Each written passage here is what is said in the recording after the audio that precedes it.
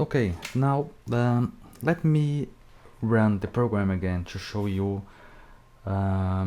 something very interesting. So this is the ABAP editor. Let me execute. Let me enter a search string and then execute by pressing F8. So okay, I had put previously a breakpoint here to show you something you might find interesting. So let me add here a new tool, which is the variable fast display. Okay, and to variable fast display, let for instance give the view this name. This is one of the global work areas that the program is using.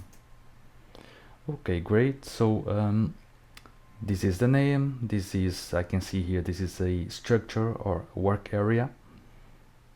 And you can see that I can see all the details of this work area. Now, let me click on the single step, and you can see that a function call will be now executed or performed.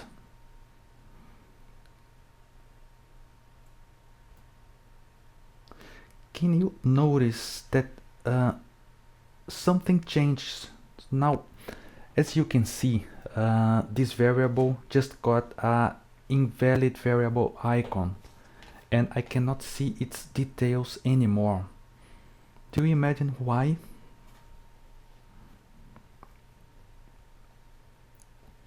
So the variable was there, was visible, and from one click to the other, it's gone.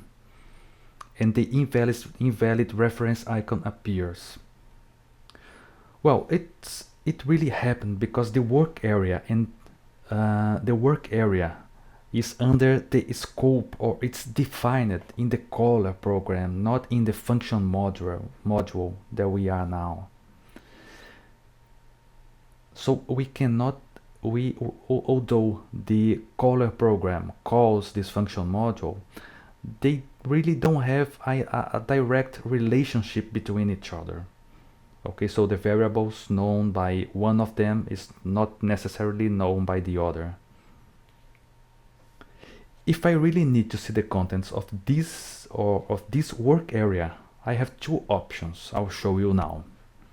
The first one is by using the ABAP stack. So let me replace this tool here by the call stack.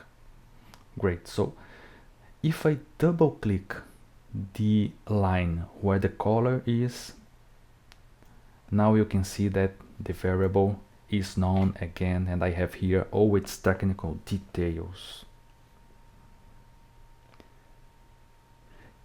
It's good in some sense, but if you can see from the yellow arrow, the execution is not here. This is the caller. Execution is really here on line number 6. What then if I wanted to see on the current point where the execution is stopped, the value of this variable? Let me show you. Let me click first on the position button, and then we are back to the where the program stopped.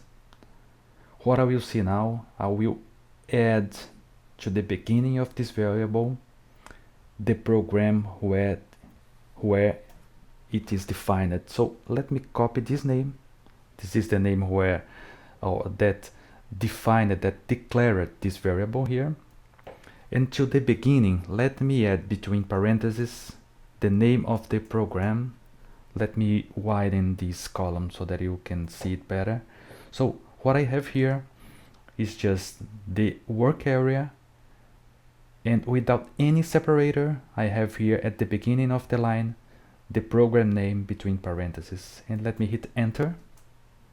Okay, now even though we are in a function module call, I am here referencing this variable that is defined by this program. So in this point I can see all the details, the values and the technical characteristics of the work area.